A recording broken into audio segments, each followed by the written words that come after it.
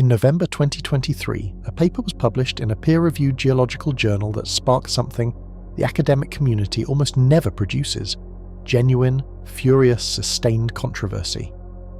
Not the polite disagreement you get when researchers contest methodological minutiae.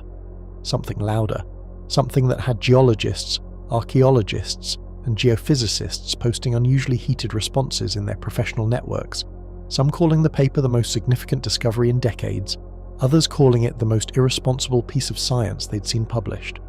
The paper was about a mountain in West Java, Indonesia, a mountain called Gunung Padang, and what it claimed, based on core drilling, radiocarbon dating, seismic analysis, and ground-penetrating radar, was that beneath the layers everyone had already agreed was ancient, there were older layers still, layers of worked stone, layers of human construction, layers with dates that the instruments returned in the range of 17,000 to 27,000 years ago. 27,000 years. At 27,000 years ago, the last glacial maximum was just beginning. The great ice sheets of the northern hemisphere were at or near their peak. Sea levels were more than 100 meters lower than today. Agriculture was at least 15,000 years in the future. Writing was at least 22,000 years in the future. The oldest confirmed human structures we have elsewhere in the world at that date are simple shelters, hearths, and stone tool sites. There are no megaliths. There are no platforms built of precisely arranged columnar stone. There is nothing anywhere on Earth at that date that remotely resembles what the Gunung Padang paper was claiming existed in Indonesia. If the paper were right, it would not merely add a footnote to human prehistory. It would rewrite the entire opening chapter, and the question of whether it is right, the specific technical methodological question of how you validate or invalidate a claim like this, is the most important question in this video. Because the answer to that question is also the answer to a larger one. A question that more and more credentialed scientists at more and more leading institutions are beginning to take seriously in ways they weren't 10 years ago. Did something complex come before us?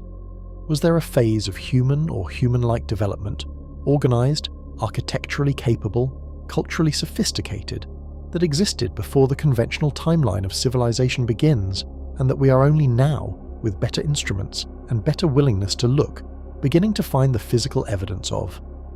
I want to be precise about what this video is and isn't. It is not going to tell you that ancient aliens built pyramids. It is not going to tell you that Atlantis was real.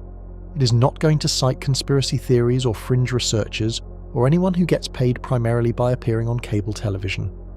What it is going to do is take you through a specific set of peer-reviewed, institutionally published, methodologically documented findings from the last 15 years. Findings that collectively paint a picture of human prehistory that is substantially more complex, substantially older in its sophistication, and substantially more mysterious than the version in the textbooks. And then it is going to be honest with you about what those findings prove, what they suggest, and what they leave genuinely open.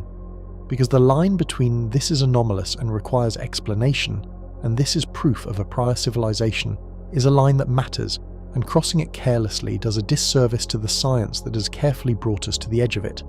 Let's go through it properly. Chapter 1. Gunung Padang, the pyramid that predates civilization. Let's start with the paper that started the most recent round of serious debate, because it is the most recent and the most specific, and because the controversy around it illustrates exactly the kind of tension between extraordinary evidence and extraordinary skepticism that defines this whole field. Gunung Padang, Mountain of Light in Sundanese, has been known to local communities for centuries.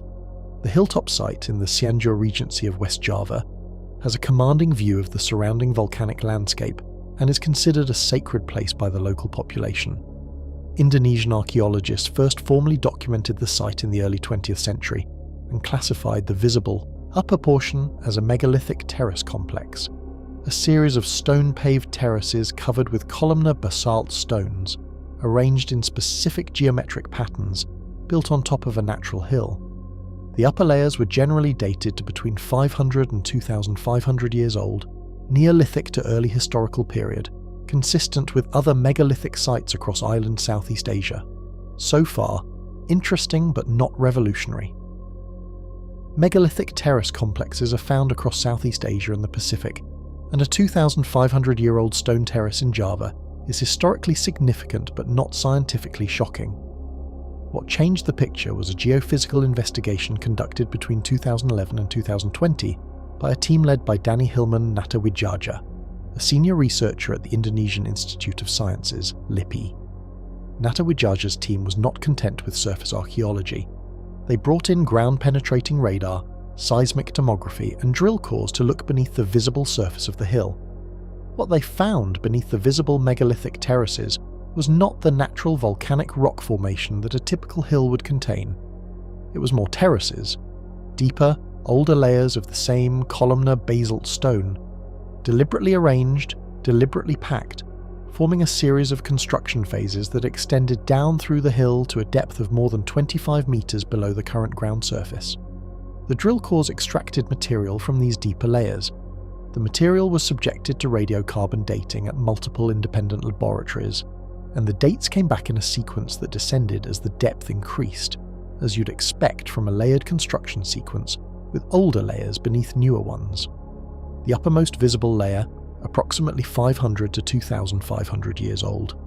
The layer beneath that, approximately 3,500 to 8,000 years old. The layer beneath that, approximately 9,000 to 16,000 years old. The deepest investigated layer at the bottom of the drill cores, approximately 17,000 to 27,000 years old. The paper reporting these results was published in Archaeological Prospection in November 2023.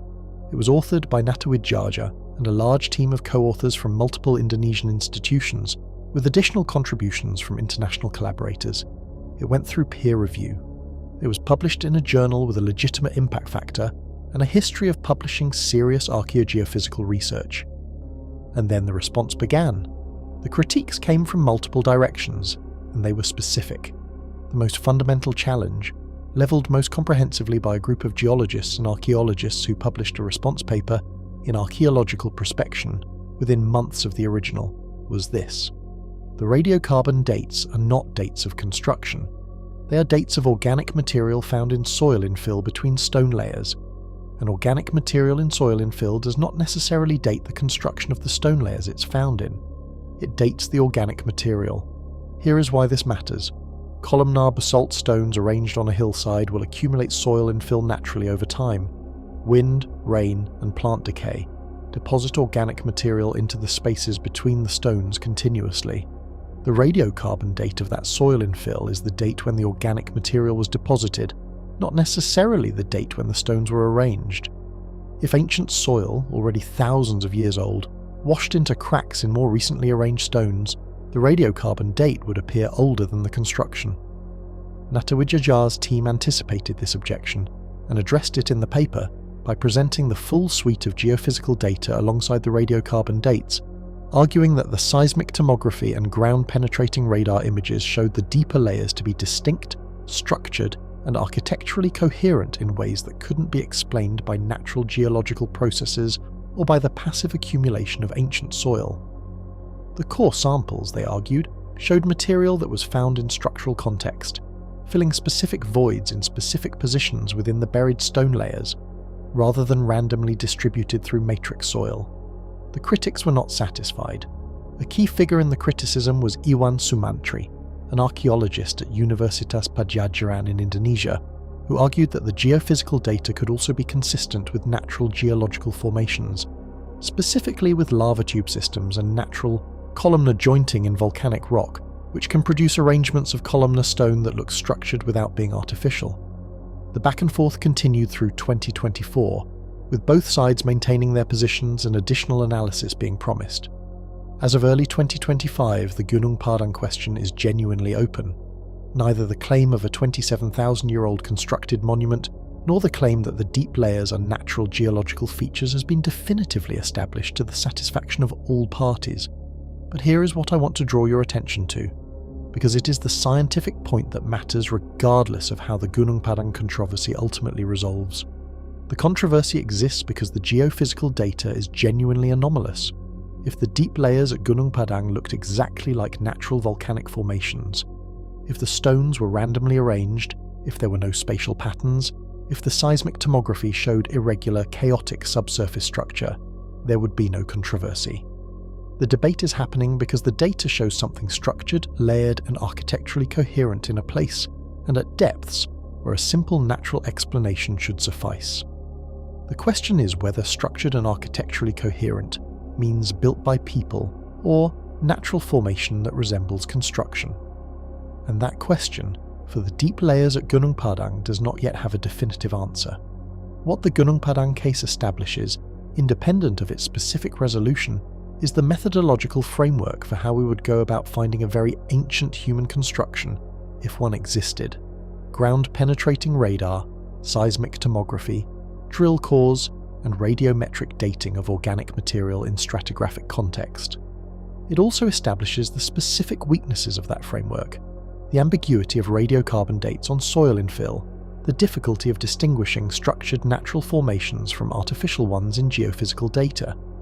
These are the tools and the limitations we're working with, and understanding them is essential for evaluating every other claim we're about to examine. Let me give you the specific numbers that make the Gunung Padang claim so extraordinary, because the numbers are where the significance lives. At 27,000 years ago, the date assigned to the deepest investigated layer, we were at the height of the last glacial maximum. Humanity, at that time, had not developed pottery. The oldest confirmed fired clay figurines, the Venus of Dolní Věstonice from what is now the Czech Republic, date to approximately 26,000 to 28,000 years ago, making them rough contemporaries of the claimed construction date at Gunung Padang. The oldest confirmed construction of substantial structural complexity known anywhere in the world at that period is a small mammoth bone hut structure from Ukraine, approximately 25,000 years old, built by stacking and interlocking mammoth bones into walls. That structure is impressive in its own right, but is fundamentally a shelter, a practical response to extreme cold in a treeless landscape. It does not involve quarrying and transporting stone. It does not involve building on an elevated, deliberately chosen landscape position. It does not involve the kind of organised, multi-phase construction that the Gunung Padang data appears to describe. If Natawidjaja's interpretation is correct, the builders of the deepest layers at Gunung Padang were doing something that nobody else on Earth, at that time, was doing at any comparable scale. They were selecting an elevated natural feature and deliberately modifying it into a structured platform using quarried columnar stone in a tropical volcanic landscape, while the rest of humanity was navigating the cold, resource-scarce conditions of the glacial maximum. This is not impossible. Tropical Southeast Asia, during the last glacial maximum, was less drastically affected by the cold than the high-latitude regions that dominate the European archaeological record. The Sunda Shelf, the landmass that connected present-day Sumatra, Java, Borneo and the Malay Peninsula during periods of lower sea level, was an enormous, resource-rich tropical landmass with ample food, water and materials. Population densities in this environment could have been higher than in Europe, supporting larger social groups with greater capacity for organised collective projects. But not impossible is a long way from demonstrated. The specific critique about radiocarbon dating of soil infill is a legitimate methodological challenge that Natawidjaja's team has not yet fully answered to the satisfaction of the broader community. The paper awaits the follow-up work, targeted luminescence dating of the stones themselves rather than the infill organic material, more detailed seismic imaging and direct physical excavation of the disputed layers. That would be required to move the claim from anomalous and suggestive to established. The science press jumped on this paper in ways that were not fully warranted by its actual conclusions, and the resulting popular narrative, researchers discover 27,000-year-old pyramid, was not what the paper claimed, and not what the evidence supports at the level of confidence that would justify the word discovered.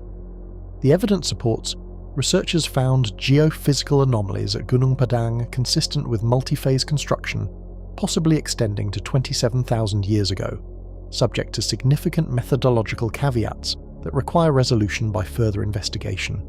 That is a genuinely significant finding. It is not the same as a discovery. Chapter 2. The Denisovan jewellery and what it changes about everything. Let me tell you about a piece of jewellery, not because jewellery is inherently scientifically significant, but because this particular piece of jewellery, when you understand what it is and when it was made, does something specific to the conventional narrative of human prehistory. It breaks it. Not metaphorically, specifically. It breaks a specific assumption, the assumption that fine craftsmanship, aesthetic production, and technically demanding material culture were the exclusive achievement of anatomically modern Homo sapiens, and that they emerged with us relatively recently in the Upper Paleolithic. The bracelet breaks this assumption the way a properly run experiment breaks a hypothesis, not by arguing against it, but by producing physical evidence that is incompatible with it. Let me build to the bracelet by establishing first what we thought we knew about the cognitive history of non-modern humans, because the contrast is essential. For most of the 20th century, the prevailing view in paleoanthropology was that behavioural modernity, the full package of human symbolic, artistic, and technological sophistication, arrived suddenly and specifically with anatomically modern Homo sapiens in a period often called the Upper Paleolithic Revolution, roughly 40,000 to 50,000 years ago. Before this revolution, capable but limited hominids, producing tools of modest sophistication with little evidence of symbolic behaviour. After this revolution, art, music, jewellery, complex tools, long-distance trade, structured burial, and everything else that distinguishes modern human culture from the cultures of other great apes. This framework placed Neanderthals and other pre-modern humans firmly in the before category. They had some intelligence, the model said, but not the fully modern kind. They made tools, but not art. They survived, but didn't symbolise.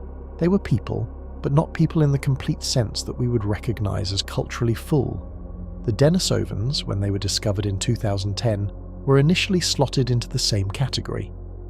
They were another archaic human population, related to Neanderthals, presumably sharing the same pre-modern behavioural limitations. This was the default assumption, in the absence of evidence to the contrary. Then the bracelet.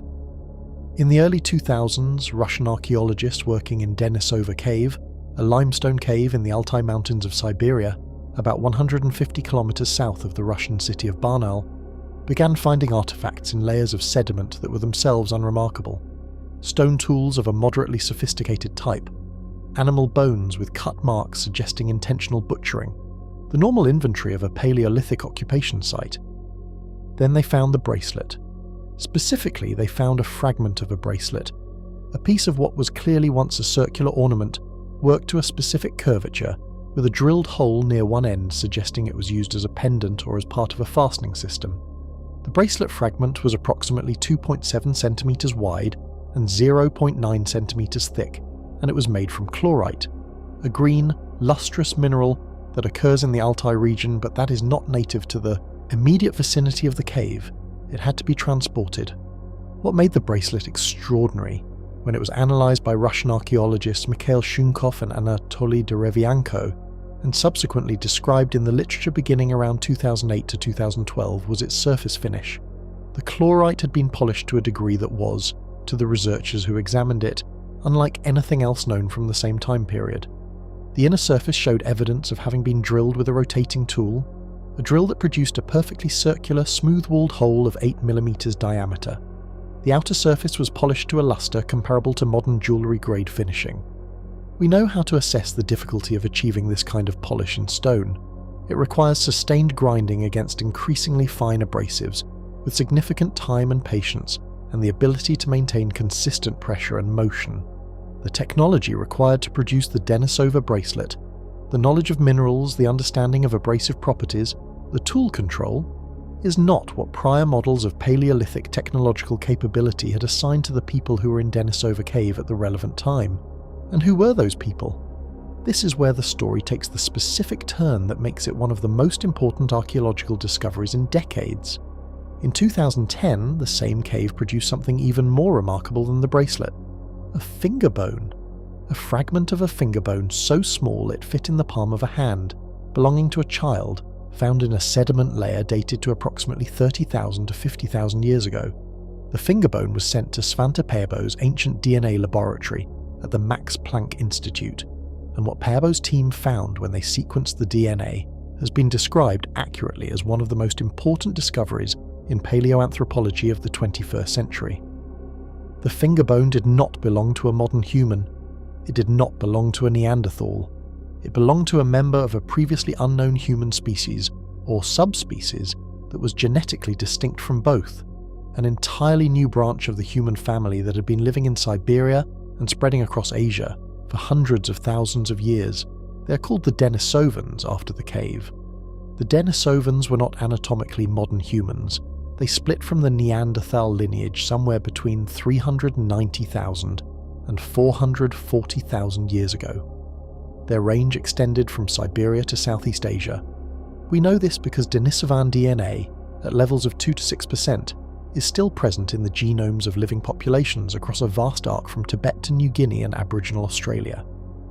The Tibetan adaptation to high altitude, a genetic variant that allows Tibetans to thrive at elevations where most people develop altitude sickness, was acquired from Denisovans, whose population apparently lived at high altitude long enough to evolve this adaptation. The Denisovans were not anatomically modern humans. They split from the Neanderthal lineage somewhere between 390,000 and 440,000 years ago. Their range extended from Siberia to Southeast Asia. We know this because Denisovan DNA, at levels of 2 to 6%, is still present in the genomes of living populations across a vast arc from Tibet to New Guinea and Aboriginal Australia. The Tibetan adaptation to high altitude, a genetic variant that allows Tibetans to thrive at elevations where most people develop altitude sickness, was acquired from Denisovans, whose population apparently lived at high altitude long enough to evolve this adaptation. Consider what this altitude adaptation story implies about the Denisovans. The high-altitude adaptation in Tibetans involves a specific variant of the EPAS1 gene, which regulates the body's response to low-oxygen environments. This variant does not occur in significant frequencies in any low-altitude population. In Tibetans, it occurs at high frequency and is clearly under positive selection. It provides a survival advantage at altitude. The fact that it was acquired from Denisovans means the Denisovans had lived at high altitude long enough, in large enough numbers, for this variant to become common in their population through natural selection. That is not a brief visit to the mountains. That is a sustained, multi-generational population presence at altitude over a period long enough for selection to drive a specific genetic variant to high frequency. Thousands of years minimum. A species that maintained populations at multiple altitudes, from the Siberian lowlands where Denisova Cave sits, to the Tibetan Plateau, to the tropical lowlands of island Southeast Asia, where the highest Denisovan DNA proportions in living people are found.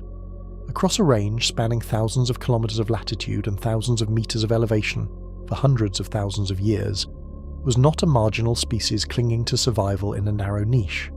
It was a successful, adaptable, geographically widespread species that had colonized diverse environments across a vast landscape. This means the Denisovans were not a small, marginal population. They were a major, widespread human species that occupied a large portion of the most geographically diverse and ecologically complex region of the world for hundreds of thousands of years. They were contemporaneous with Neanderthals in the west and with anatomically modern humans in the south. They interbred with modern humans at least twice in events sufficiently prolonged to transfer percent-level quantities of DNA to living descendants, and at some point, somewhere in their vast range, one Denisovan individual, or a Denisovan community, sat down with a piece of green chlorite and worked it into a piece of jewellery with a surface finish and a manufacturing technique that would not be matched elsewhere in the archaeological record for tens of thousands of years. The bracelet fragment was found in Layer 11 of Denisova Cave, and the sediment of Layer 11 has been dated by optically stimulated luminescence, a dating technique that measures how long mineral grains have been shielded from light, to approximately 40,000 to 50,000 years ago. Let me put that in context. The oldest confirmed cave paintings in Europe, the paintings at Chauvet Cave in France, which represent the earliest known examples of pictorial art, are approximately 36,000 years old. The Denisova bracelet is as old as or older than the oldest known figurative art in the world. The prior model of human cognitive and technological development says that the capacity for fine craftsmanship, aesthetic production, and complex symbolic behaviour, the capacities that produce jewellery and art, arrived with anatomically modern humans and their associated behavioural modernity. This model, in various forms, assigned the explosion of sophisticated cultural artefacts in the Upper Paleolithic of Europe to a cognitive revolution in Homo sapiens, associated with the expansion of modern humans out of Africa.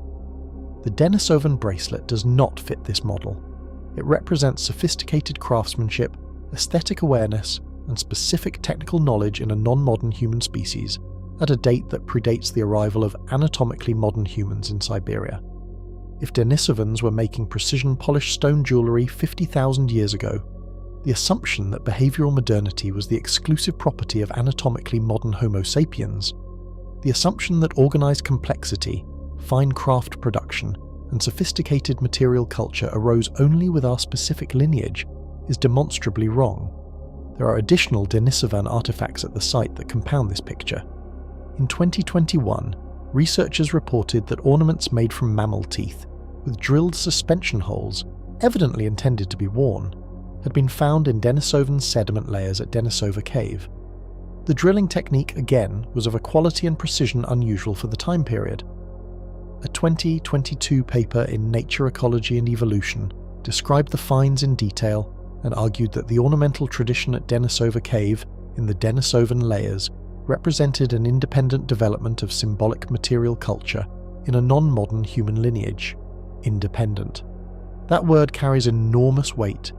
If Denisovans developed fine craft production independently of anatomically modern humans, if they arrived at polished stone jewellery and drilled tooth pendants through their own cultural trajectory, then the capacity for this kind of complex, organised, technically sophisticated production is not unique to Homo sapiens.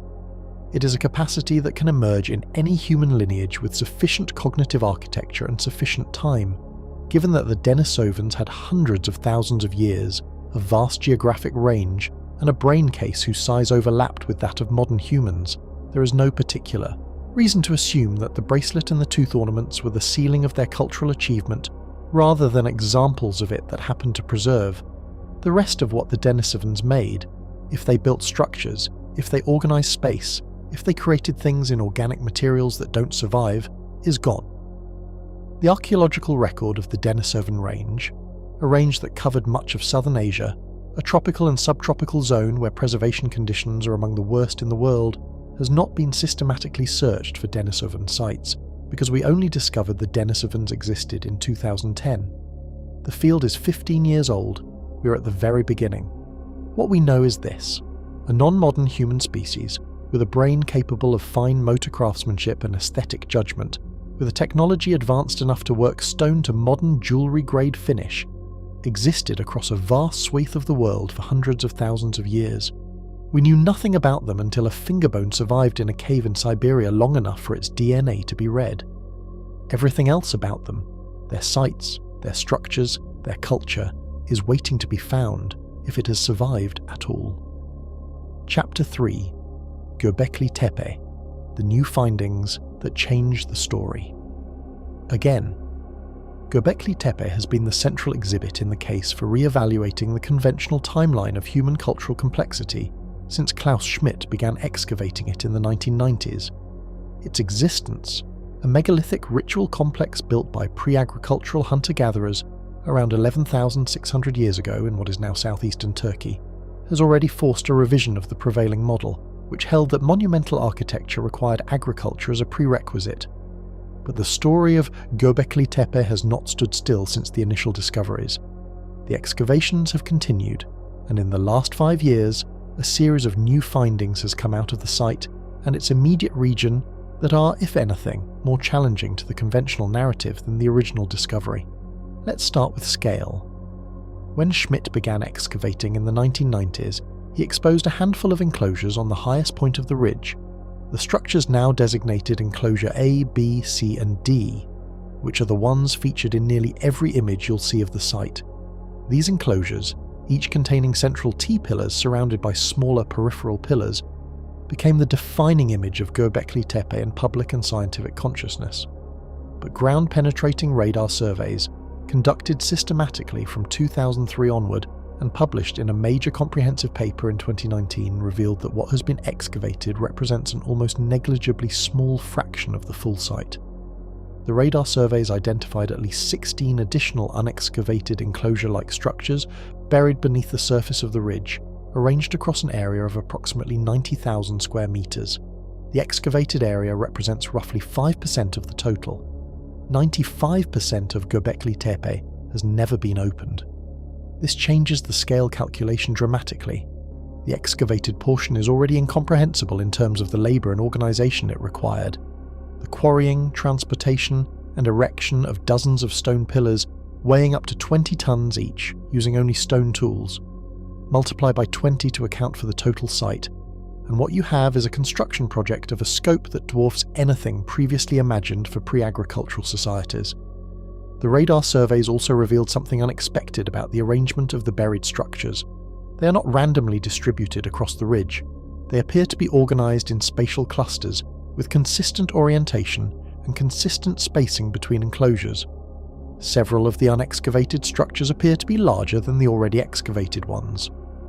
The largest identified anomaly in the radar data, provisionally identified as a potential enclosure, has dimensions that would make it significantly bigger than anything excavated so far. But the bigger revelations of recent years have come not from the main site but from the surrounding landscape. Göbekli Tepe, it turns out, is not a single anomalous site in an otherwise ordinary landscape. It is part of a regional complex of related monuments that has only come into focus through systematic survey of the surrounding area in the last decade. In 2019, a site called Karahan Tepe was formally announced as a major find by a Turkish archaeological team. Located approximately 46 kilometers east-southeast of Göbekli Tepe, Karahan Tepe is another T-pillar site. Same architecture, same style of animal carving, same T-shaped anthropomorphic pillars, but with distinctive features not found at Göbekli Tepe. Most dramatically at Karahan Tepe, some of the T-pillars are not freestanding but emerge directly from bedrock. Carved in place, their legs still partly merged with the natural stone from which they were cut. The effect is of figures rising from the earth, a visual and conceptual statement that is impossible to misread. These figures were not moved to their location. They were carved into the landscape at their location. The rock and the figure within it were seen as continuous. Excavations at Karahan Tepe have produced animal carvings of stunning quality. A serpent carved in three-dimensional relief emerging from a pillar surface, with scales and musculature rendered in precise detail. A room containing what appear to be phallus-topped pillars of a distinct type, not found at Göbekli Tepe. A large stone basin that may have served ritual purposes. The site is younger than the oldest Göbekli Tepe layers, but older than the youngest, suggesting it was contemporary with some phases of Göbekli Tepe's use. In 2021 and 2022, survey work by the same team identified additional T-pillar sites in the same region. Taş Tepeler, Sayburs, Yoğunburs, Göçü Tepe, and others, each with its own characteristics but all sharing the fundamental architectural vocabulary of the Göbekli Tepe tradition. The regional picture that has emerged is not of a single anomalous monument, but of a cultural tradition, a shared architectural and symbolic system, distributed across a landscape of hundreds of square kilometers, operating for a period of at least 2,000 to 3,000 years, from approximately 11,600 to 8,200 years ago. In 2021 and 2022, survey work by the same team identified additional T-pillar sites in the same region: Taş Tepeler, Sayburs, Yoğunburs, Göçü Tepe, and others, each with its own characteristics but all sharing the fundamental architectural vocabulary of the Göbekli Tepe tradition. The regional picture that has emerged is not of a single anomalous monument, but of a cultural tradition, a shared architectural and symbolic system, distributed across a landscape of hundreds of square kilometers, operating for a period of at least 2,000 to 3,000 years, from approximately 11,600 to 8,200 years ago. The Sayburs site, excavated beginning in 2021, deserves special mention because of a specific find that received less international attention than it deserved. At Sayburs, excavators uncovered a long stone bench, a communal seating structure, running along the interior wall of a large stone-paved room. Set into the wall above the bench were three carved relief panels, a male figure holding his phallus, flanked on one side by a bull and on the other side by a leopard. The composition, a human figure in a specific bodily posture, surrounded by powerful animals, is so coherent as a representation that it is impossible to view as accidental arrangement. This is portraiture in the most literal sense, the depiction of an individual in a specific context, with specific symbolic animals as companions or attributes. Who was this person? What did the bull and the leopard mean in the symbolic universe of the people who carved this panel? We will almost certainly never know. But the fact that a specific individual, or a specific archetype, was considered worth representing in stone, in a permanent public location, in a specific iconographic composition, tells us something important. These were people for whom individual or role identity was a meaningful category, important enough to encode in a lasting material form, important enough to be placed in a communal gathering space where it would be seen repeatedly. This is no longer the archaeology of simple, mobile, small-scale societies. This is the archaeology of communities with permanent gathering spaces, shared symbolic vocabularies, the concept of commemorating individuals or roles in permanent art, and the organisational capacity to build and maintain multi-room stone structures across a landscape spanning hundreds of kilometres. This is a civilization. Not a civilization in the sense of cities and writing, but a civilization in the original Latin sense of the word, civitas, a community organised around shared institutions, shared practices, shared meanings, shared spaces. A civilization that preceded by thousands of years the civilizations we have traditionally called the first. This is no longer a puzzle about a single exceptional site. This is evidence of a regional culture, a coherent, geographically distributed, temporally sustained tradition of monumental ritual construction that predates agriculture and operated at a scale and with a symbolic coherence that the prior model of late Paleolithic society simply did not anticipate. The new excavations at Karahan Tepe have also produced a specific finding that has become one of the most discussed results in prehistoric archaeology of the last 3 years. In 2021, excavators uncovered a room, a roughly circular chamber carved partly into bedrock, containing a realistic 3-dimensional human head emerging from the floor, apparently representing a person buried up to their neck. Around this figure, carved into the walls and floor of the chamber, are multiple serpents, all oriented toward the central human figure in what clearly represents a deliberate and narratively coherent spatial composition. Let me dwell on this for a moment. What you have at Karahan Tepe, in this chamber, is not a collection of decorative motifs. It is a scene. It is a composition with a spatial logic, figure at centre, serpents directed toward figure, that presupposes a specific idea, a specific story, a specific symbolic content that the builders were encoding in 3-dimensional space. This is narrative art, not the representation of isolated symbols, but the representation of a situation, a relationship, a meaning that was clear enough to the community that built it that they could translate it into stone at a scale sufficient to fill a room. The capacity for this kind of narrative composition in art, for the intentional encoding of complex symbolic content in spatial arrangements of visual elements, is associated in cognitive science with specific capacities of the human mind. Theory of mind, the ability to represent the mental states of others, recursive symbolic reasoning, the ability to use one symbol to represent another symbol, and what some researchers call extended mind capabilities, the ability to use external media, art, architecture, landscape, to store and transmit complex ideas across time and space. These are not primitive capacities. They are among the most sophisticated things that human cognition does, and they are on full display in the art and architecture of the Göbekli Tepe regional complex, in a society that was, by the conventional timeline, thousands of years from developing writing or urban civilization. The conventional narrative says that the development of complex symbolic culture, myth, ritual, narrative art, cosmology, was the product of settled urban civilization.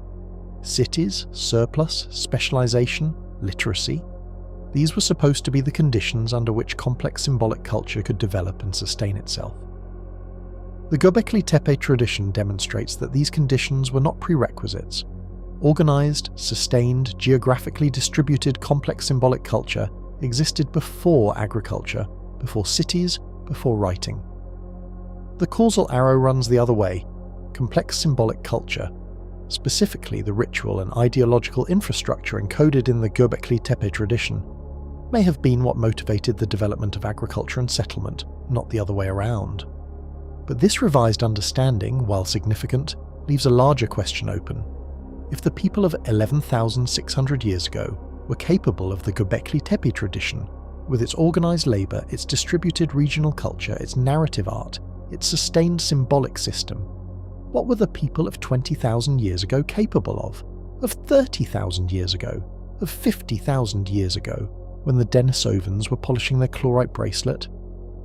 The answer archaeology currently has is, we don't know. We have extremely limited data from those periods, for reasons that have nothing to do with what was actually happening at the time and everything to do with what kind of evidence survives, what kind of environments have been surveyed, and where archaeologists have thought to look. There is one specific piece of evidence from the period between the Denisovans and Göbekli Tepe that I want to draw your attention to, because it doesn't get discussed as often as it should, and because it directly bears on the question of organised complexity in deep pre-agricultural time. In 2018, a paper published in Science described evidence from a site called Blombos Cave in South Africa, a site that has been producing extraordinary results for decades, of what the researchers interpreted as a planned composition. The team, led by Francesco Derrico and Christopher Stringer, described a fragment of silcrete stone bearing 9 straight parallel lines, crossed by another set of lines to form a cross-hatched pattern. The stone was dated to approximately 73,000 years ago. 73,000 years. The cross-hatching at Blombos Cave is not a casual mark. The analysis showed that the lines were produced by deliberate controlled strokes of a pointed tool, with consistent pressure and spacing in a regular geometric pattern. The pattern was not accidental, it was planned. Planned geometry, the deliberate production of a regular spatial pattern, is one of the simplest forms of abstract symbolic behaviour, and it appears in the material record 73,000 years before Göbekli Tepe. The same site at Blombos has produced from even older layers evidence of an ochre processing workshop dating to approximately 100,000 years ago. A set of abalone shells containing residue of a red ochre mixture that had been prepared using a specific consistent recipe. Powdered ochre mixed with bone fat, charcoal and crushed bone. The mixture was prepared in containers, it was stored, it was used for something. What ochre was used for in deep prehistory is debated: body decoration, hide tanning, sun protection, symbolic marking, but the deliberate preparation of a complex multi-ingredient mixture in a consistent recipe implies planning, knowledge transmission, and a use context that presupposes shared understanding of what the substance means and what it's for. The Blombos ochre workshop is important for reasons beyond its date. It implies that the people who used it possessed what anthropologists call a recipe, a procedure with specific ingredients in specific proportions that was applied consistently across multiple instances of use. Recipes are not invented fresh by each individual user. They are transmitted, learned from someone who learned them from someone else, maintained as cultural knowledge across generations. A 100,000-year-old recipe for ochre processing implies a cultural transmission system, the ability to convey procedural knowledge from one person to another and from one generation to the next, with enough fidelity to maintain a specific multi-ingredient formula over time. This is, in the most basic definition, technology. Not technology in the modern sense of machines and electronics. Technology in its original Greek sense, techne, craft or art, the organised knowledge of how to do something, transmitted within a community and across generations.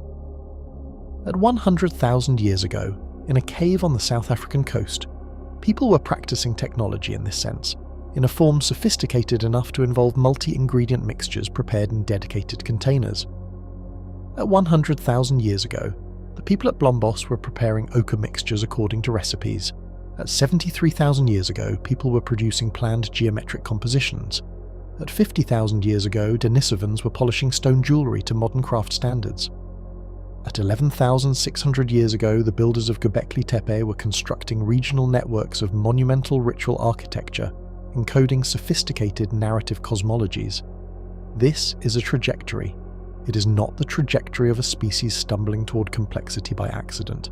It is the trajectory of a species with an already substantial cognitive and cultural endowment, developing progressively more elaborate material expressions of symbolic systems that had been operating long before the physical evidence begins to clearly show us what they were. And there is one more dimension to the Göbekli Tepe story, specifically to the recent findings, that I have been saving for this moment because it connects the archaeology to something in the physical sciences that is both technically demanding and genuinely compelling. In 2016, a paper by Giulio Magli at the Politecnico di Milano, published in Mediterranean Archaeology and Archaeometry, proposed that the construction sequence at Göbekli Tepe could be interpreted in terms of astronomical alignments, specifically that the central pillar pairs in successive enclosures were aligned to track the changing rising position of specific stars over time as the site was built across its multi-century construction period. The star in question was Sirius, the brightest star in the night sky, whose rising position changes detectably over periods of centuries due to the precession of Earth's rotational axis. Magli's proposal was followed in 2017 by a paper by Avi Göbekli Tepe itself. Wait, I mean by a paper by researchers Burhan Çakır and Tamer Koçkan published in the same journal, which used topographic surveys and orientation analysis to confirm that the cardinal orientations of the excavated enclosures are consistent with Magli's proposed alignment pattern. And in 2022, this is the finding that has attracted the most recent discussion, a paper by Martin Sweatman and Alistair Coombs at the University of Edinburgh, published in Time and Mind. The Journal of Archaeology, Consciousness and Culture proposed a specific and testable interpretation of the animal carvings at Göbekli Tepe. Their argument, developed using archaeastronomical analysis cross-referenced with the iconographic content of the carvings on specific pillars, was that the animal groups depicted on certain pillars encode the constellations as they would have appeared at specific times of year at specific dates, and that these dates correspond to a specific astronomical event, a major meteor shower, specifically the Taurid meteor stream, which was apparently far more active and far more spectacular in the period around 10,000 to 13,000 years ago than it is today. The Taurid connection is relevant because it places the builders of Göbekli Tepe in the context of the Younger Dryas cosmic impact hypothesis, which we discussed in depth in a related video.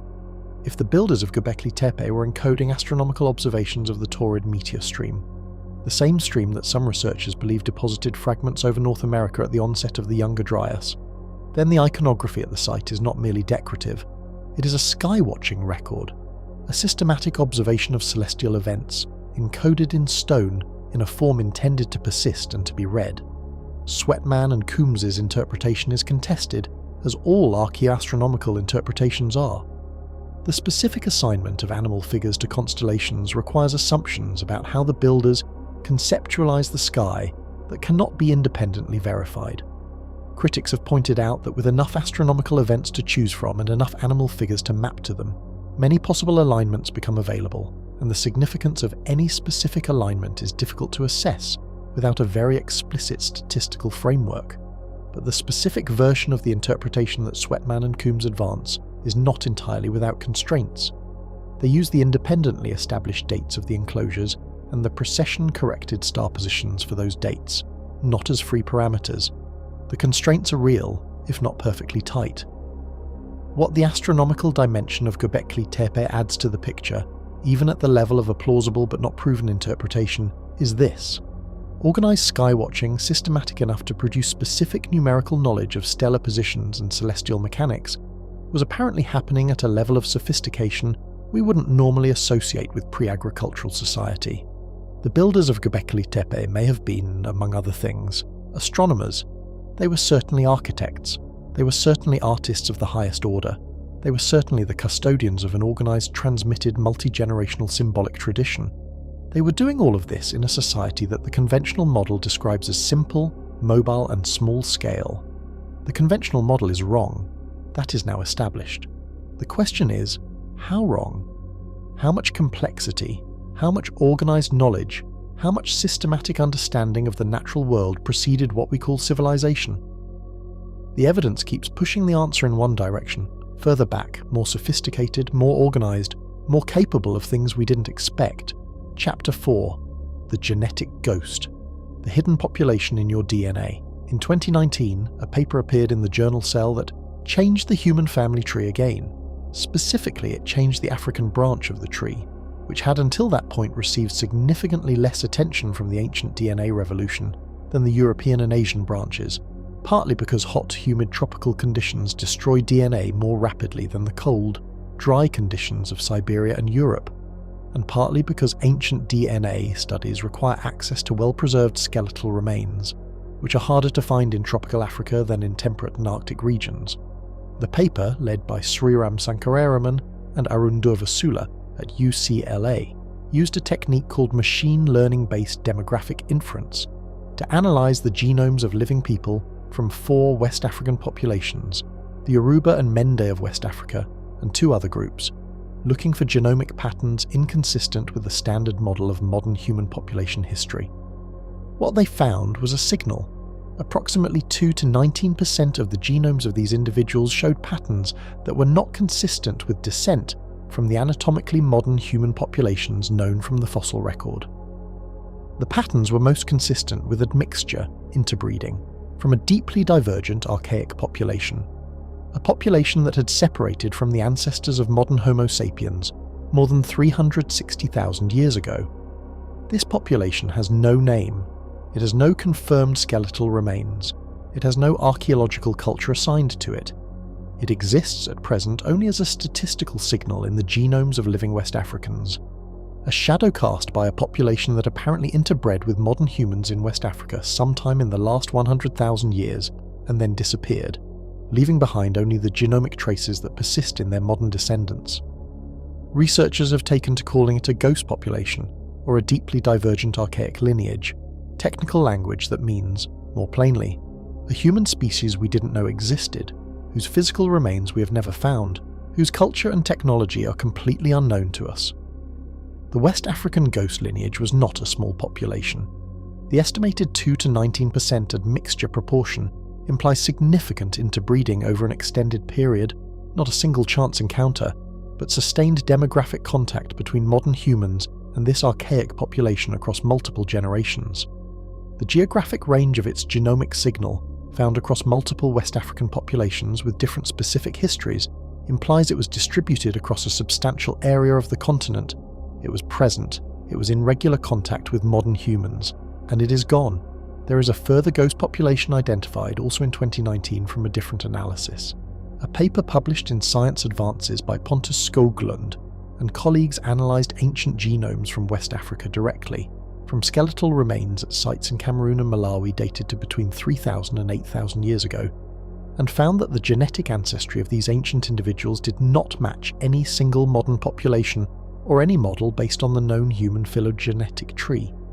The ancient West Africans showed a component of ancestry that pointed toward yet another divergent lineage, related to, but distinct from, both the West African ghost population and the known archaic lineages of Neanderthals and Denisovans.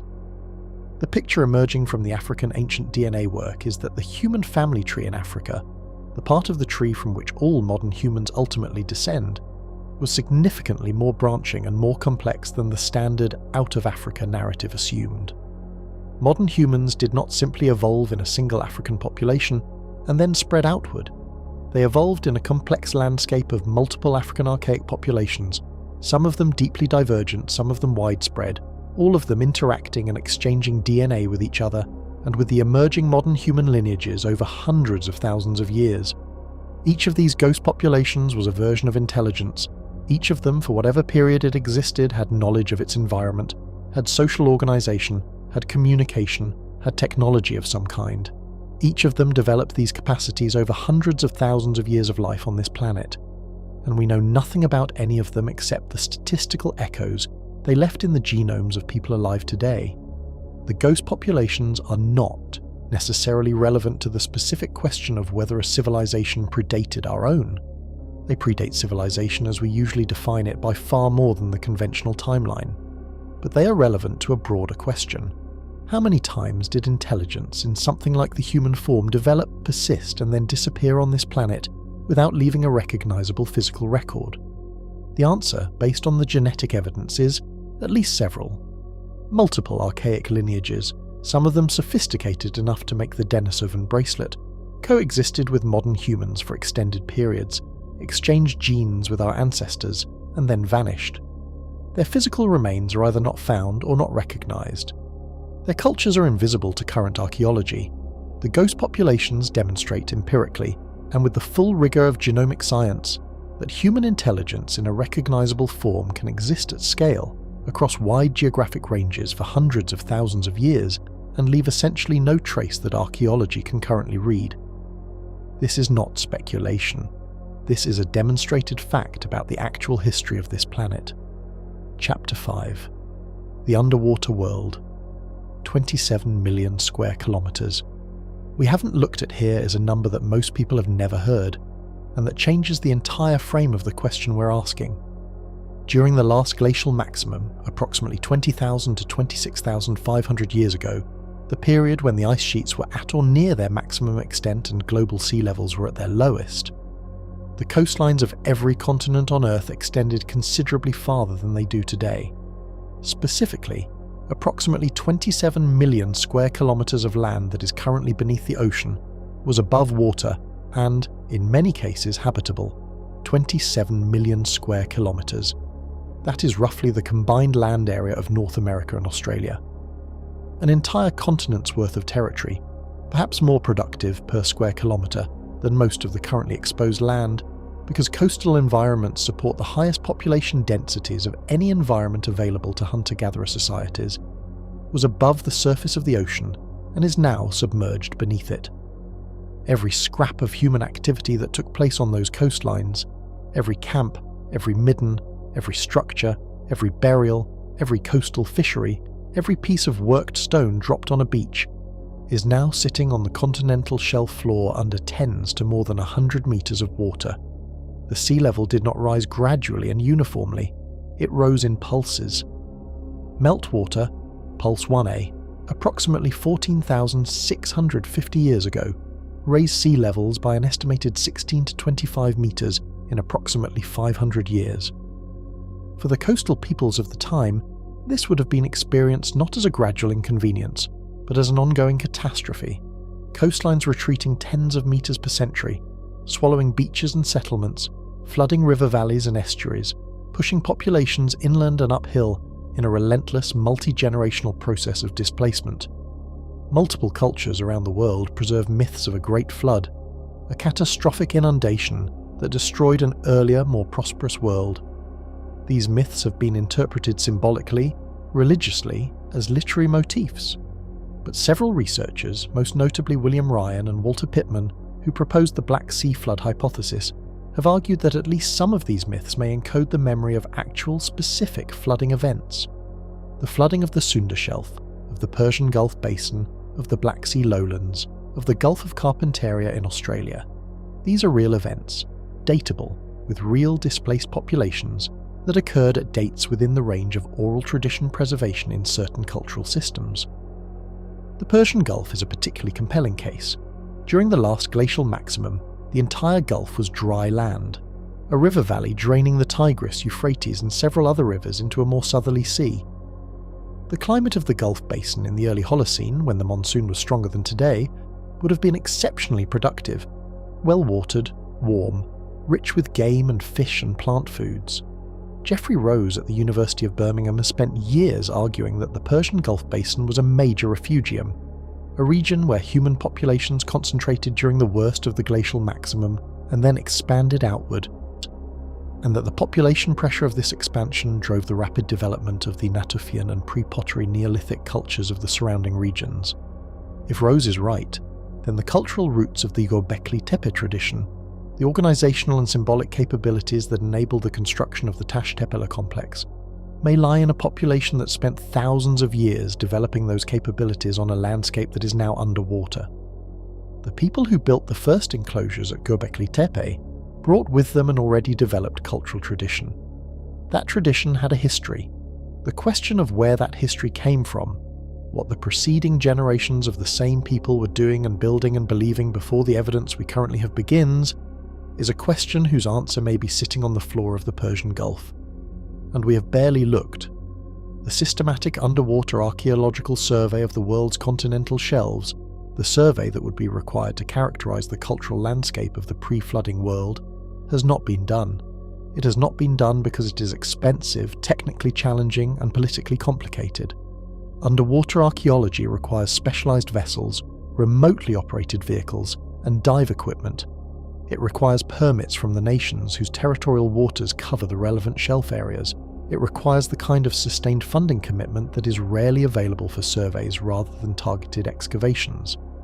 And it requires, at a fundamental level, the decision to look, the scientific and institutional recognition that the continental shelf is an archaeological frontier of the highest importance.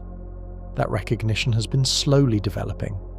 In the North Sea, the shallow sea between Britain and continental Europe, systematic survey of what was once called Doggerland has produced remarkable results. Doggerland, the lowland landscape that connected Britain to continental Europe during the glacial maximum, was inundated as sea levels rose, with the final connection severed approximately 6,500 years ago.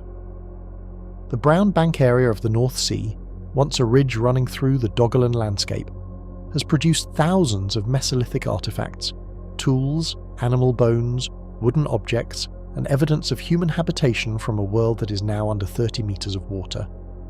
A 2019 paper in PLOS One described the discovery of a submerged peat layer in the southern North Sea containing pollen records, plant macrofossils, and insect remains from a rich Mesolithic landscape. Birch and hazel forests, wetlands, and meadows that were home to large game and abundant plant foods. The deposit, dated to approximately 8,000 to 10,000 years ago, represents a snapshot of Doggerland in its final centuries, before the rising sea completed its inundation. From this peat layer, researchers have been able to reconstruct, in unusual detail, the environment and ecology of a landscape that was home to thousands of people whose descendants became, after the flooding, some of the early Mesolithic peoples of Britain and the Netherlands. The Doggerland surveys demonstrate something important. The underwater archaeology of submerged coastlines is technically possible, scientifically productive, and capable of producing high-quality data about the people and environments of the pre-flooding world. What has been done in the North Sea is a proof of concept for what could be done in the Persian Gulf, the South China Sea, the Sunda Shelf, the Gulf of Mexico, and dozens of other submerged shelf areas worldwide. None of those surveys have been done at the scale and resolution that Doggerland has received. The South China Sea Shelf, which was, during the glacial maximum, a landmass connecting southern China, Vietnam, and the island of Borneo, called the Sunderland or Sunda Shelf, was potentially one of the most densely populated regions in the late Paleolithic world. Sunderland was warm, tropical, bisected by major river systems, and extremely rich in food resources. The genetic evidence from modern Southeast Asian populations suggests a complex history of population movements and admixtures, including components that appear to predate the known Neolithic expansions, and that may reflect much older, pre-flooding populations whose archaeological traces are on the now submerged shelf. If we had the systematic underwater survey data from the Sunda Shelf, we would have, at minimum, a clearer picture of the coastal cultures that preceded the Neolithic expansion in Southeast Asia. We might have evidence of settlement and construction at dates we don't currently expect. We might have evidence of the populations that carry the Denisovan ancestry component still visible in living Melanesians and Aboriginal Australians, the people who interbred with Denisovans and then spread across island Southeast Asia and into the Pacific and Australia, maintaining seagoing capability sufficient to cross at least 90 kilometres of open water to reach Australia at least 50,000 to 65,000 years ago. A population capable of intentional open water crossings of 90 kilometres or more, which is what the earliest peopling of Australia required, given that even at glacial maximum sea levels, Australia and New Guinea were separated from the Sunda Shelf by significant open water, possessed some form of watercraft. They were seafarers. In a world with lower sea levels and a more connected Southeast Asian landmass, seafaring people with the cognitive and organisational capacity to cross open ocean would have had access to a vast, productive, interconnected coastal world. The traces of that world are underwater. Chapter 6. What Ancient Concrete Tells Us About Lost Technology. In 2023, a paper published in Science of the Total Environment made an argument that, on first read, sounds almost too good to be true, the kind of claim that appears in sensationalized form on tabloid websites and that serious scientists reflexively dismiss. But the paper was written by credentialed chemists and materials scientists at peer-reviewed institutions using standard analytical chemistry techniques, and its conclusions, while they have attracted criticism, have not been definitively refuted. The paper was about Roman concrete, specifically about a form of Roman concrete called opus caementicum that was used to build harbour structures, piers, breakwaters, and platforms that have been sitting in Mediterranean seawater for 2,000 years, and that are, in many cases, in better condition than modern Portland cement structures built in the same locations in the 20th century. This is not a secret. The exceptional durability of Roman marine concrete has been known and studied since the 19th century. What the 2023 paper added was a specific mechanistic explanation. The Roman concrete, rather than simply resisting the chemistry of seawater, was actively strengthened by it. The interaction between seawater and the specific mineralogy of the volcanic ash used in Roman concrete, ash from the Pozzuoli Bay region near Naples called pozzolana, produced crystals of a mineral called aluminous tobermarite that grew progressively over time in the concrete's microstructure, filling existing cracks and increasing the material's strength and toughness with age. This is the opposite of what Portland cement does. Modern concrete exposed to seawater degrades. Seawater percolates into microscopic cracks, corrodes the steel reinforcement, and gradually destroys the structure. The Roman concrete improves. It heals itself. It gets better with time in the environment that destroys modern materials. Why does this matter for the question of a prior civilization? Not because Roman concrete proves a prior civilization existed. Obviously not. The Romans are well documented. We know exactly who made their concrete, how they made it, and why. The Roman case matters because of what it reveals about the general problem of rediscovery. The Romans understood something about material science that we, for most of the past 2 millennia, did not understand and could not reproduce. A technology existed, a technology for producing self-healing, durability-improving marine concrete that was highly sophisticated, clearly developed through extensive empirical experimentation, and that was completely lost when Roman civilization declined. We are only now, in the 21st century, with modern analytical chemistry, figuring out what the Romans knew. What was lost with Rome was not a mystery at the time. The Roman engineers who designed the harbour at Caesarea Maritima, or the concrete piers of Pozzuoli, knew what they were doing. They had a procedure. They had a recipe. They knew that pozzolana ash behaved differently from other volcanic materials, that it needed to be mixed with seawater rather than fresh water for marine applications, that specific proportions produced the best results. This knowledge was in someone's head, or more likely in the accumulated practice of a professional tradition, passed from master to apprentice over generations. And when the conditions that sustained that tradition collapsed, the knowledge was lost. Not lost in the sense of written down somewhere and forgotten. Lost in the sense of the people who held it dying without passing it on, or passing it on in incomplete or garbled form, or passing it on to communities whose conditions did not require marine concrete, and whose descendants never needed to use it. The Roman concrete tradition died because Rome died, and what Rome knew went with it. Now, multiply that. Not by the scale of Rome, a well-documented civilization whose physical remains are everywhere, but by the scale of everything that came before writing, before permanent settlements, before the conditions that make long-term knowledge transmission reliably possible. Every useful technique, every effective procedure, every understanding of materials and environment and medicine that a human community developed in the pre-literate world was held in living memory and transmitted through practice. When the community died, the knowledge died. When the transmission was interrupted, the knowledge was lost. Over thousands and tens of thousands of years of human prehistory, an incalculable quantity of empirical knowledge of materials, plants, animals, sky, water, terrain was accumulated, used, and then lost repeatedly as communities were disrupted by climate, disease, conflict, and the accidents of demography. This is the specific mechanism by which sophisticated capabilities could exist in the past and leave no trace recoverable by archaeology.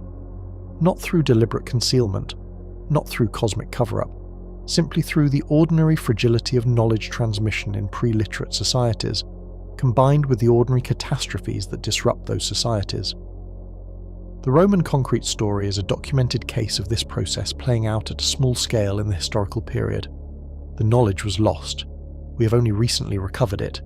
In the deep past, without documentation, without any continuity of practice, the same process would play out repeatedly, on every scale, across every human community, leaving behind physical objects whose purpose and manufacture we may not understand even when we find them. There is a specific recent example of this that bears directly on the question of ancient technology. In 2020, archaeologists working at a site in the Levant described a facility dating to approximately 15,000 years ago. The Natufian period, the immediate cultural predecessor to the Göbekli Tepe builders, containing evidence of the world's oldest known bread making. The evidence was the calcified remains of plant food preparations in a large stone mortar, showing that people at this site were grinding wild grains, combining them with water, and cooking them on heated stone surfaces to produce a flatbread-like food. Bread making at 15,000 years ago, 4,000 years before the development of agriculture, on a timeline where the conventional story says people were living on unprocessed hunted and gathered foods. The technology of grain processing, fermentation and cooking was already developed in the pre-agricultural world. It was not an invention of agriculture. It was part of the technological repertoire that pre-agricultural communities had developed through exactly the kind of empirical experimentation and transmitted knowledge that the Roman concrete story illustrates. How many other technologies, for food preparation, for materials, for medicine, for construction, for navigation, existed in the pre-agricultural world and are invisible to us because they were implemented in organic materials that decayed or practiced by populations whose traces are now underwater or simply never recognized in the physical record that has been examined? Chapter 7. What proof actually looks like, and how close we are to it.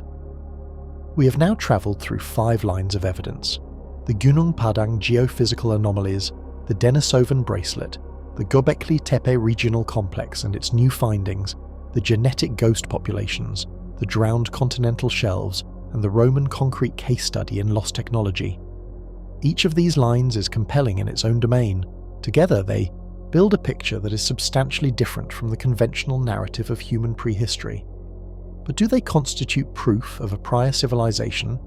Let's be precise about what proof means in this context, because precision is where the conversation needs to go if it is going to be scientifically productive rather than merely exciting. Proof of a prior civilization would require physical evidence of intentional construction at a scale indicating organized social cooperation at a date predating the conventional origins of civilization in a form that cannot be explained by known natural processes. Each element of that definition matters. Physical evidence of intentional construction. The Denisovan bracelet satisfies this. It is unambiguously an artifact, manufactured, not natural. Its manufacture required knowledge, skill, and specific technical capability that is not random or accidental. This is physical evidence of intentional construction, at a scale indicating organized social cooperation. The Göbekli Tepe regional complex satisfies this. The construction of the T-pillar enclosures across a landscape of hundreds of square kilometers over a period of thousands of years, with consistent architectural vocabulary and complex symbolic content, requires organized social cooperation, the coordination of labor, resources, knowledge, and symbolic systems at a scale beyond what any individual or small family group could achieve at a date predating the conventional origins of civilization. The Göbekli Tepe complex predates agriculture and urbanization. The Denisova bracelet predates any other confirmed artifact of comparable technical sophistication by tens of thousands of years. The ghost lineage populations existed for hundreds of thousands of years before conventional civilization. In a form that cannot be explained by known natural processes, all of the above satisfy this criterion. No known natural process produces a chlorite bracelet polished to jewelry grade. No known natural process builds T-pillar enclosures with carved animal relief across a regional landscape. No known natural process produces the genomic signature of a deeply divergent archaic lineage in living West Africans. So, do we have proof? The answer depends on what we mean by prior civilization. If we mean proof that sophisticated, capable, culturally complex, intelligent beings existed on this planet before anatomically modern Homo sapiens built the earliest conventional civilizations, yes, we have that proof. The Denisovans, the Neanderthals, and the ghost lineages are that proof. They were here. They had intelligence and culture and technology. They are prior to us in the meaningful developmental sense.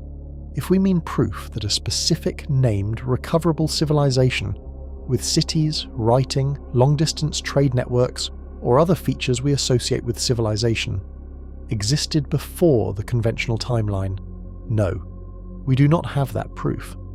Gunung Padang, the most specific recent candidate, is genuinely anomalous but genuinely contested and genuinely unresolved. The underwater continental shelves have not been surveyed. The genetic ghost populations have no confirmed archaeological culture. The evidence suggests such a civilization is possible, possibly likely. but it has not been established at the level of confidence that proof demands. What we are in the middle of right now is the construction of that proof, not the discovery of a finished puzzle with all pieces present. The active assembly of a case from multiple disciplines, using tools, genomic sequencing, ground-penetrating radar, systematic underwater survey, that did not exist 20 years ago, and that are revealing things that were previously invisible. Each new result, a new ghost lineage, a new Denisovan site, a new geophysical anomaly on a hillside in Java, a new set of dated artifacts from a continental shelf survey, adds to the picture.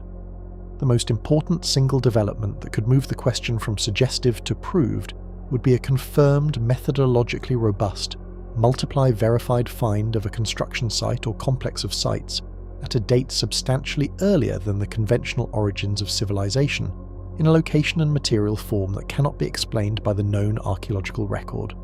This could come from underwater survey of the Sunda Shelf or the Persian Gulf Basin. It could come from the continued excavation of Gunung Padang if the methodological challenges of dating are resolved. It could come from a completely unexpected site in a region not currently being surveyed. It could come from reanalysis of existing material with new dating techniques. It will come.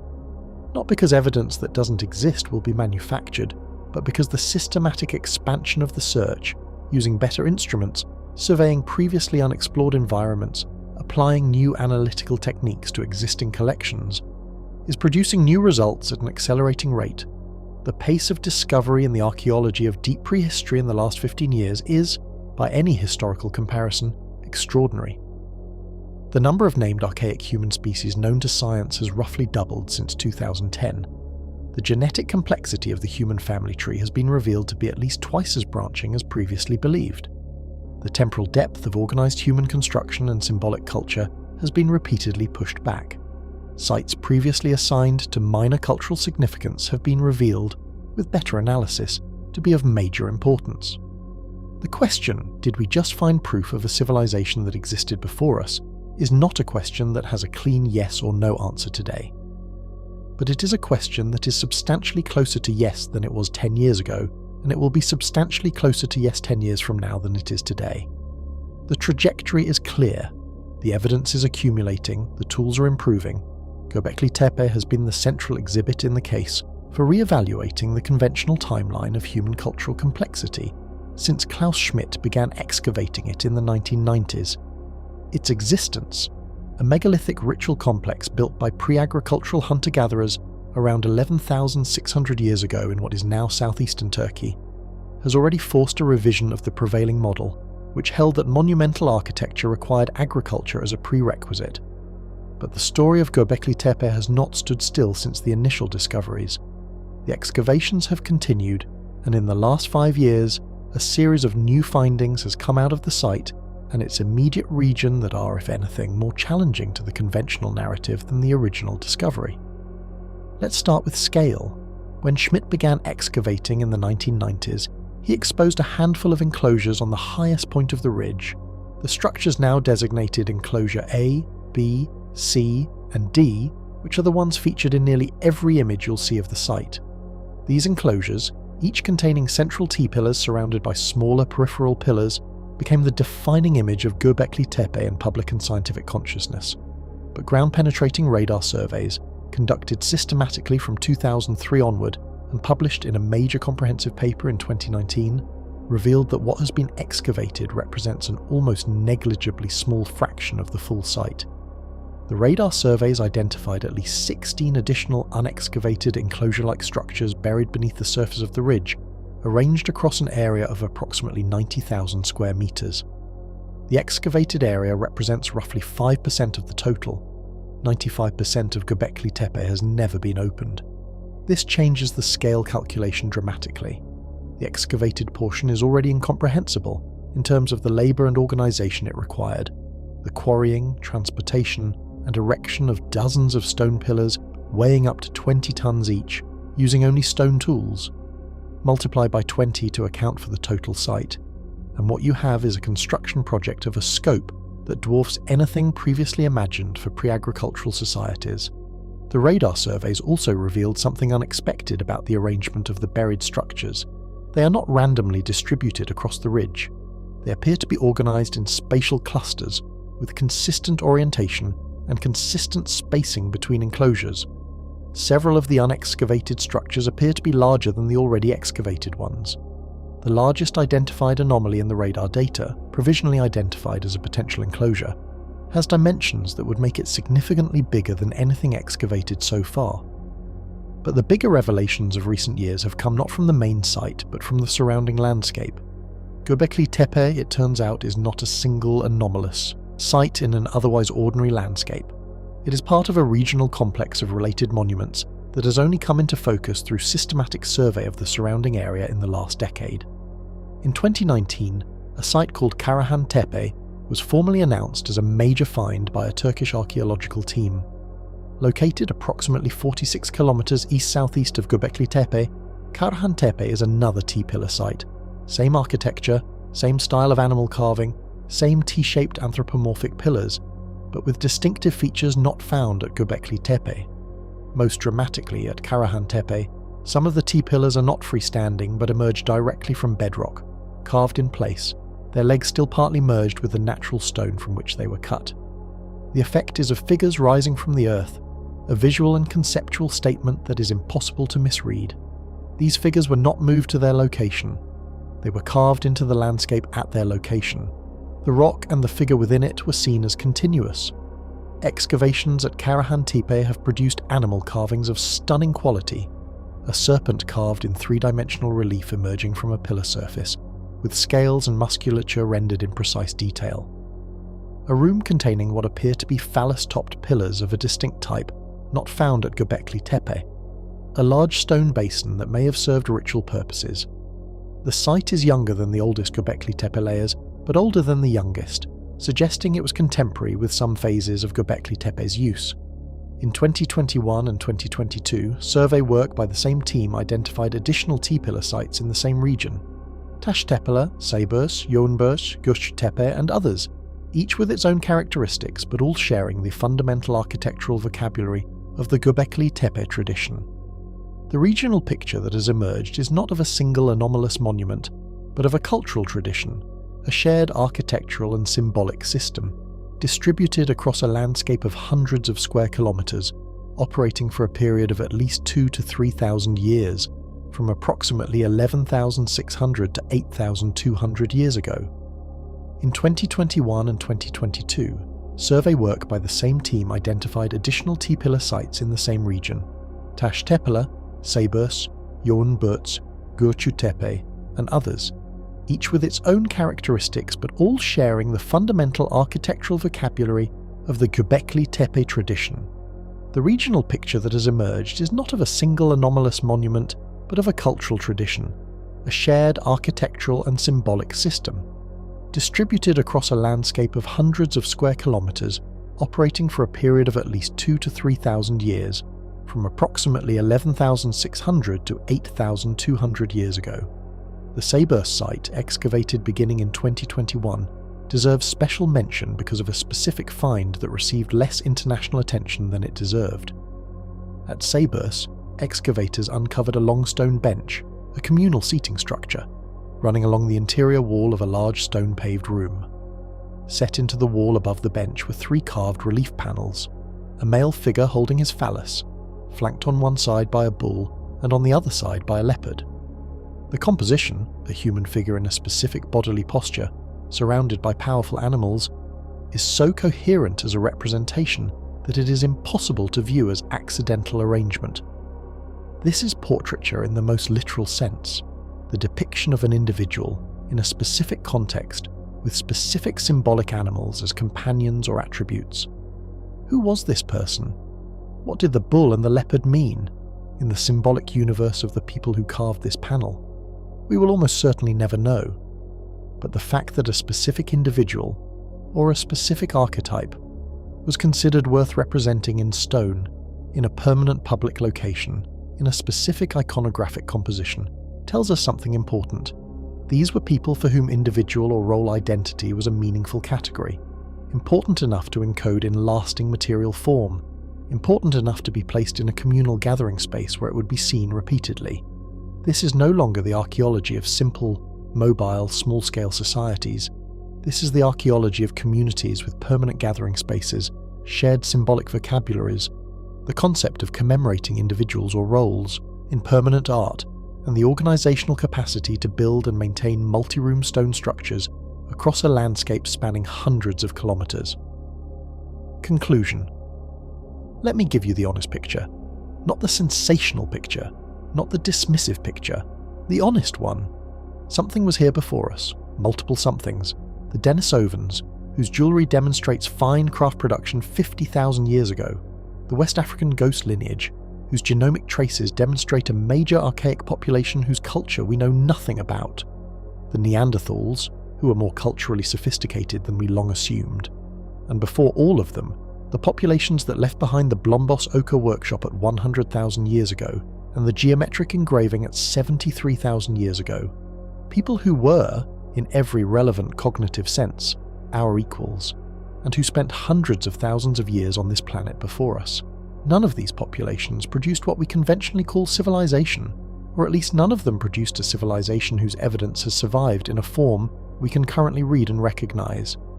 Whether that means they didn't produce one, or means that whatever they produced is sitting on the ocean floor or in sediment layers we haven't drilled, or in organic materials that have long since returned to the soil, that is the question that the next generation of research will determine. The Göbekli Tepe tradition, the builders of the T-pillar complexes, the carvers of the Karahan Tepe serpent, the people who sat in the room at Sayburch and contemplated the figure of a man surrounded by animals, these people had a sophisticated civilization in every meaningful sense. They had organized religion, narrative art, systematic construction, regional cultural networks, astronomical awareness, and symbolic culture of extraordinary complexity.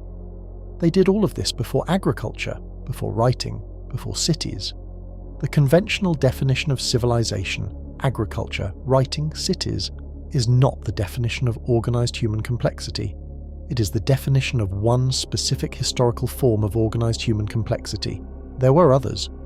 What comes next is the survey of the continental shelves, the excavation of the unexcavated 95% of Göbekli Tepe, the resolution of the Gunung Padang debate, the identification of additional genetic ghost lineages, and the search for their skeletal and archaeological correlates, the application of new dating techniques, luminescence dating, cosmogenic isotope dating, uranium series dating, to sediment and artifacts in environments where radiocarbon has reached its limits.